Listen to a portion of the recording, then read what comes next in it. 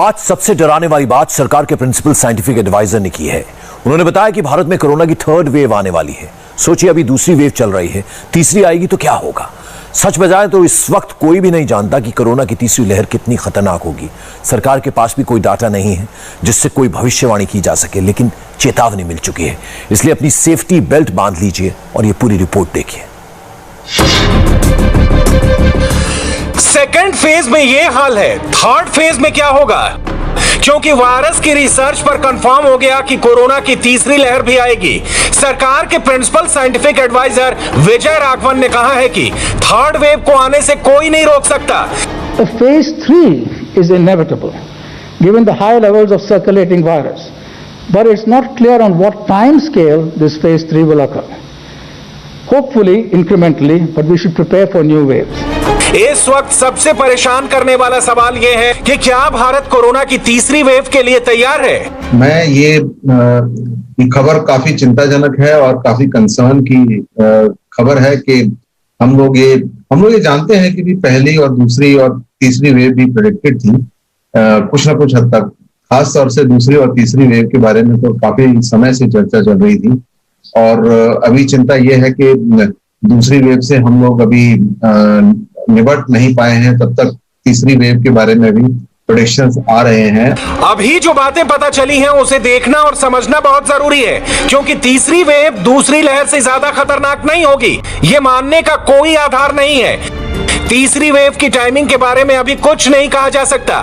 ये कितने बड़े लेवल पर तबाही मचाएगी अभी कुछ नहीं कहा जा सकता। मौजूदा वैक्सीन तीसरे वेव के लिए कारगर रहेगी, अभी इस पर कुछ भी नहीं कहा जा सकता। Corona virus 2 variants, they may be more transmissible, but there's not too much we can do about that. We have to adapt our behavior. They might be less recognized by immunity. Now that's very bad too, but we can potentially upgrade vaccines and have different kinds of strategies as new variants come. अप्रैल के आखिरी हफ्ते में दुनिया भर में जितने corona के case आए उसमें आधी तादाद भारतीयों की थी। रोज मरने वालों की तादाद के फिगर भारत में सबसे ज्यादा आ रहे हैं। भारत में रोज 3,500 से 4,000 लोगों की मौत हो रही है। ग्लोबल लेवल पर डेथ फिगर्स में 1/4 मौत भारत में हो रही है।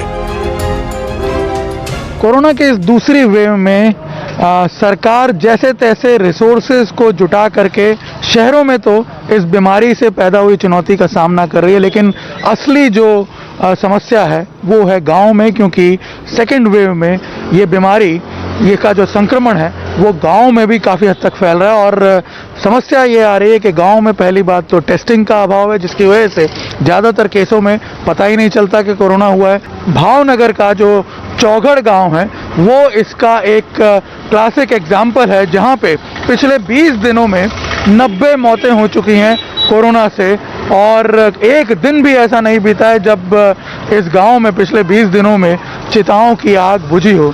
अब आप अंदाज़ा लगा सकते हैं, जब दूसरी वेव में ये समस्याएं आ रही हैं, दूसरी वेव में हालत इतनी ख़राब है, और ऐसे में अगर तीसरी वेव आ जाती है तो स्थिति किस हद तक बिगड़ सकती है।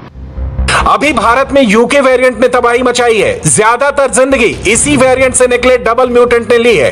अब तीसरा वेरिएंट बंगाल स्ट्रेन तेजी से फैल रहा है। डर है कि तीसरी वेव में कौन सा वेरिएंट बड़ा खतरनाक बनने जा रहा है। ये वेरिएशन इतनी तेजी से, ये वायरस इतनी जल्दी से वेरी कर रहा है या म्यूटेट कर रहा है कि इसके बारे में ये कहना बहुत ही मुश्किल है कि भी कौन सा वायरस कितना फेटल होगा। वो तो जब पता लगेगा कि भी जब हम उसका पैटर्न को एग्जामिन करेंगे